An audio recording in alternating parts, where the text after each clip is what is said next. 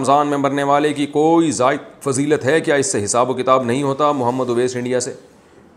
بعض روایتوں میں آتا ہے جو جمعے کی رات کو انتقال کرے گا اس کے عذاب قبر نہیں ہوتا، بعض میں آتا ہے جو رمضان میں انتقال کرے گا اس سے عذاب قبر نہیں ہوتا، پھر بعض میں آتا ہے کہ قیامت تک کے لیے ہٹا لیا جاتا ہے، بعض سے پتہ چلتا ہے صرف رمضان میں ہٹایا جاتا ہے۔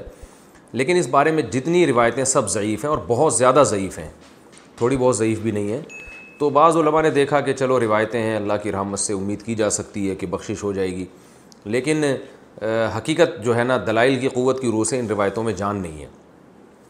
تو اس لیے جو ہے وہ اللہ کی رحمت سے تو دیکھیں کچھ بھی امید لگائی جا سکتی ہے، لیکن اگر ہم اللہ کی طرف منسوب کر کے کہیں اللہ کی طرف یقینی طور پر، تو اسی بات کی نسبت کی جائے گی جو اللہ کے رسول نے کہی ہے اور جو اللہ کے رسول سے ہم تک صحیح سند کے ساتھ پہنچی ہے، اس بات کی نسبت تو کی جائے گی۔ اس کے علاوہ نسبت کرنے میں جو ہے نا میری رائے تو یہ کہ احتیاط سے کام لینا چاہیے۔ البتہ یہ ضرور ہے کہ جو بھی مقدس جگہیں ہوں، مقدس مقامات ہوں، تو ان مقدس جگہیں اور ان مقدس مقامات میں موت کی ویسے ہی ایک فضیلت ہے۔ تو جمعے کا دن اور جمعے کی رات بھی مقدس اور رمضان بھی مقدس ہے، اور روزے کی حالت میں موت پر صحیح حدیث ہے کہ روزے کی حالت میں جس کی موت واقع ہوگی جنت میں داخل ہوگا، اس پر مسند احمد کی صحیح روایت موجود ہے۔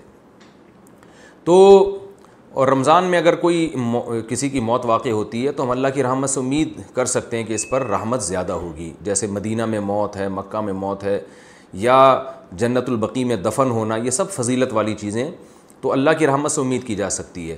لیکن یاد رکھیں تمام احادیث کو اور قرآن کی آیات کو جمع کر کے فیصلہ کیا جاتا ہے۔ اگر ہم قرآن کی بہت ساری آیتوں کو اور احادیث کو سامنے رکھتے ہیں تو اصل بخشش کا مدار عمل پر ہے، کسی خاص ٹائم پہ مرنا یا کسی خاص حالت میں مرنا اس پر اصل مدار نہیں ہے۔ اس کی وجہ سے اللہ کی رحمت آ سکتی ہے، صغیرہ گناہ معاف ہو سکتے ہیں، کبیرہ گناہوں کے لیے قرآن میں اور احادیث میں جگہ جگہ یہی مضمون ہے کہ ان کے لیے توبہ ضروری ہے۔ یہ اس لیے کہہ رہا ہوں کہ بعض دفعہ لوگ کوئی بہت بڑا کھلے عام گنہگار ہوتا ہے، کھلے عام بدماشی کر رہا ہوتا ہے، ظلم کر رہا ہوتا ہے، رمضان میں مر جاتا ہے تو ہم اس کو جنت میں پہنچا دیتے ہیں۔ اس سے کیا ہوتا ہے؟ لوگوں میں بدعملی پیدا ہوتی ہے، اور قرآن کی ان آیتوں کا انکار لازم آتا ہے جس میں اللہ نے فرمایا کہ وَذَرُوا ظَاهِرَ الْإِثْمِ وَبَاطِنَهُ، ظاہری گناہ بھی چھوڑو، چھپے ہوئے گناہ بھی چھوڑو۔ إِنَّ الَّذِينَ يَكْسِبُونَ الْإِثْمَ، جو لوگ گناہ کماتے ہیں، سَيُجْزَوْنَ عَنْ قَرِيب، ان کو بدلہ دیا جائے گا۔ تو اللہ نے یہ نہیں کہا جو گناہ کماتے ہیں ان کو سزا ملے گی بشرطے کہ وہ شوال میں فوت ہوں یا رمضان میں نہ ہوں، ایسا کچھ نہیں ہے۔ اصل قانون یہی ہے۔